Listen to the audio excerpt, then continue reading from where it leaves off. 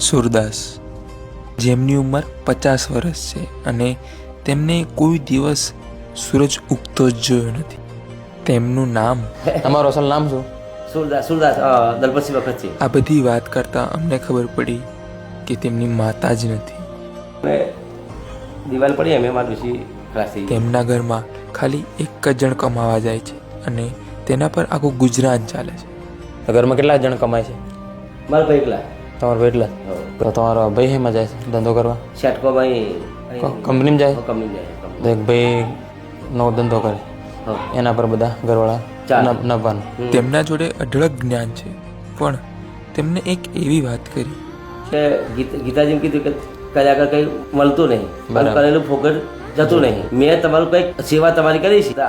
આ સમયે તમે મને હોતા હોતા આવ્યા. અમે તમારી સેવા કરવા આવ્યા. બિલકુલ નથી દેખાતો? કશું ના દેખાય મને. કેટલા વર્ષોથી નથી દેખાતું? હું તો વંચો કરતો લગભગ 12 વર્ષનો હતો ને મારી વર્ષો ગયેલી. 12 વર્ષ. અમે તેમને પૂછ્યું કે આ કેવી રીતે થયું.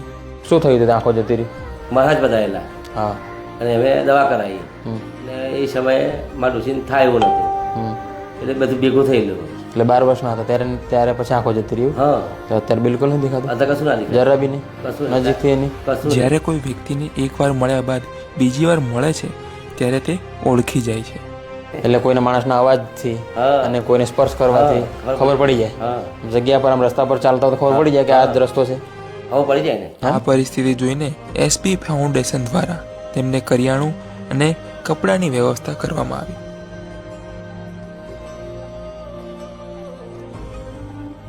અને એમને જીવનમાં ગરીબ માણસોની સેવા કરતા રહેવાની સલાહ પણ આપી અને ખૂબ જ આશીર્વાદ આપ્યા, જે બદલ અમે ભગવાનનો ખૂબ આભાર માનીએ છીએ. આવી સેવા કરવાનો મોકો આપ્યો.